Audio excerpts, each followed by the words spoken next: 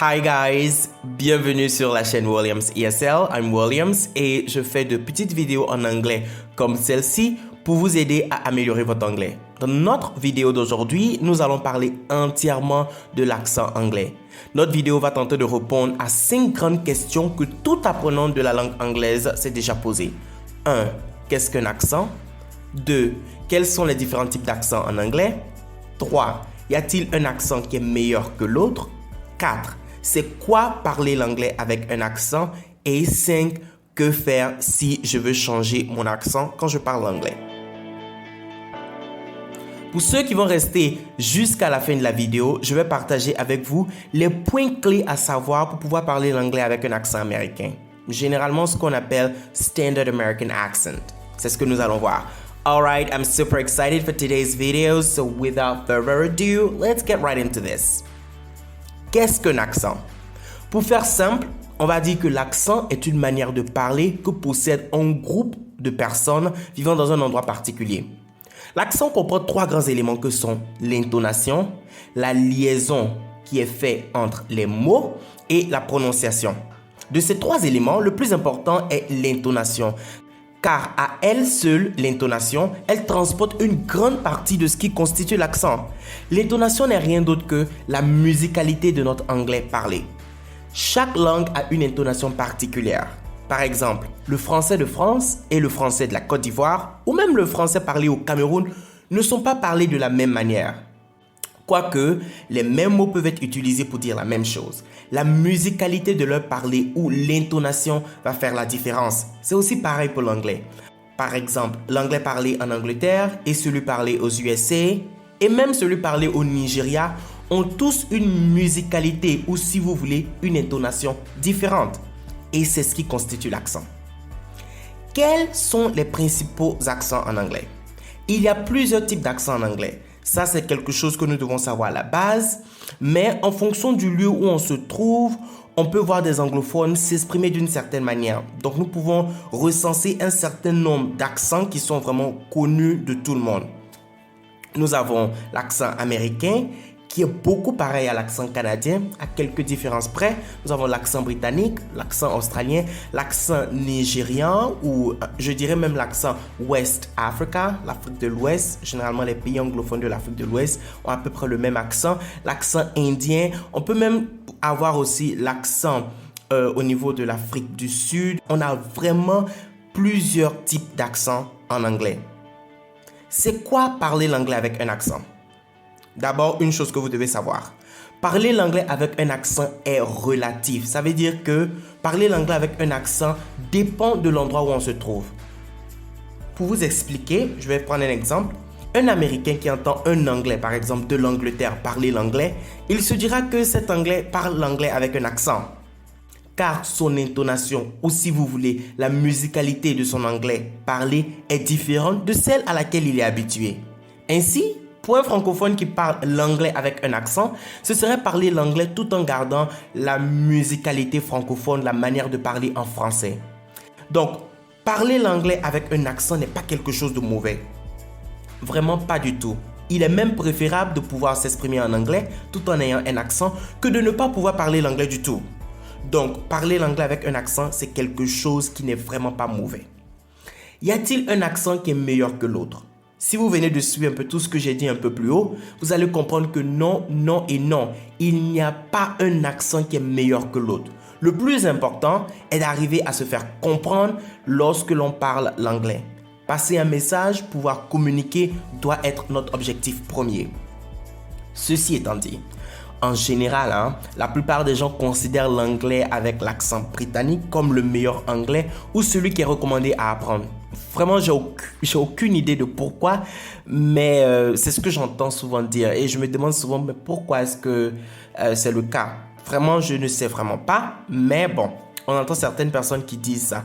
Mais je crois que le plus important est d'arriver à se faire comprendre que nous parlons l'anglais avec un accent français, que nous parlons l'anglais avec un accent tel ou tel. Le plus important est d'arriver à pouvoir communiquer, échanger. Que faire si je veux changer mon accent quand je parle l'anglais? Tout d'abord, changer son accent absolument avant de pouvoir parler l'anglais n'est pas nécessaire. Vous n'avez vraiment pas besoin de changer votre accent si vous voulez juste communiquer en anglais.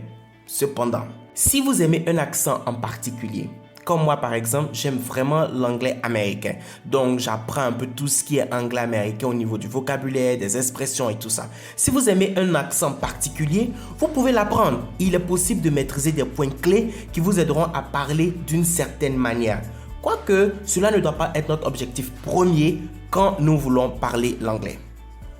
Et là, j'en profite maintenant pour dire merci à tous ceux qui sont restés jusqu'à ce niveau de la vidéo. Je vais partager maintenant avec vous quelques points clés pour l'anglais américain. Pour ceux qui veulent parler l'anglais avec un accent américain par exemple, voici quelques points clés qui vous seront importants de comprendre ou de travailler. Je vais juste les nommer pêle-mêle.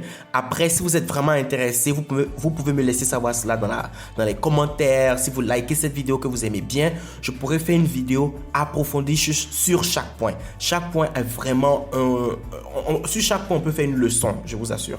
Donc, le premier point que je vais vous demander de travailler ou que vous devez considérer, ça sera l'intonation américaine. Comme je vous ai parlé, la musicalité de l'anglais américain, c'est une grande partie de l'anglais américain. Il y a une musicalité, il y a une manière de pouvoir prononcer les mots. Il y a quelque chose que nous devons connaître au niveau de la musicalité. Comment est-ce que cette musicalité se fait? Dans cette partie-là, vous allez apprendre de façon générale comment est-ce que les Américains parlent. Laissez-moi vous dire que les États-Unis sont un grand pays. Et il y a différents types d'accents, même au sein des États-Unis. Que celui qui vit, par exemple, au sud des États-Unis n'aura pas la même manière de parler que celui qui vit, par exemple, à l'est ou à l'ouest des États-Unis. Il y a quand même quelques petites différences au niveau de l'accent. C'est ce qu'on appelle généralement regional accent, des accents par niveau de région, comme vous pouvez le voir à l'image. Donc, la musicalité de l'anglais, l'intonation, vous devez comprendre. Et dans l'intonation, vous allez devoir apprendre le concept de reduction. Souvent, j'en parle un peu dans mes vidéos. Le concept de reduction, il y a certains mots en anglais qui ne sont pas vraiment prononcés de la même manière que d'autres. Les mots comme les articles, les prépositions souvent sont run together. Quand on dit run together, on les prononce de façon réduite. On les prononce rapidement réduite. Par exemple, for va être toujours prononcé for. I did it for you. Je l'ai fait pour toi. C'est pas I did it for you. I did it for you. Okay, I did it for you. Are you happy? Okay? Donc, il y a une musicalité que vous devez comprendre. Il y a aussi quelques consonant sounds, des sons de consonnes que vous devez absolument maîtriser. Je sais que tout le monde vous en a peut-être parlé. On a le T en anglais américain qui est l'une des consonnes les plus tricky, assez vraiment complexes. Et je ne fais pas seulement référence au T en anglais qui devient un flap T. Généralement, quand il est entre deux voyelles, le T se prononce comme une sorte de D rapide, comme dans les mots comme water, better. Mais je parle aussi du T qui peut être comme le glottal stop, comme dans les mots comme rat, got, hit, kitten. Ça, c'est le glottal stop. Il y a une manière de prononcer ce T-là. Généralement, en anglais américain aussi, si vous avez un mot où la consonne N précède le T est souvent englouti. Si la partie de ce mot-là n'est pas stress, n'est pas accentuée, le mot est englouti, le T, excusez-moi, est englouti comme absent de la prononciation.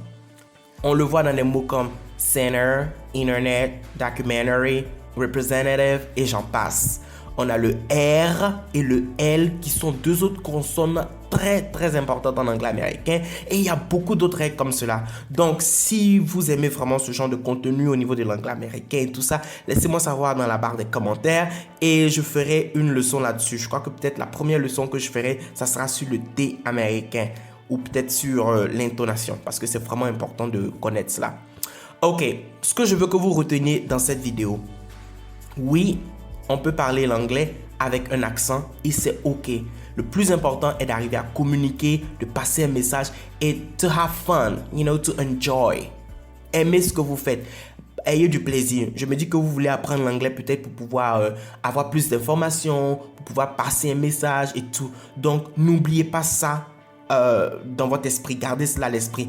Et l'accent, c'est pas vraiment aussi important que vous le pensez.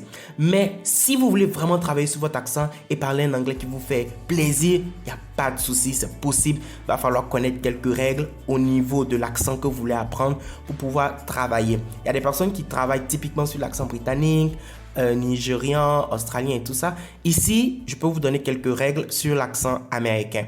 Okay, that's it for today. I hope you enjoyed this video. Si vous avez aimé cette vidéo, likez et n'oubliez pas de vous abonner. That's all for today, guys. See you in another video. I'm Williams. Goodbye for now.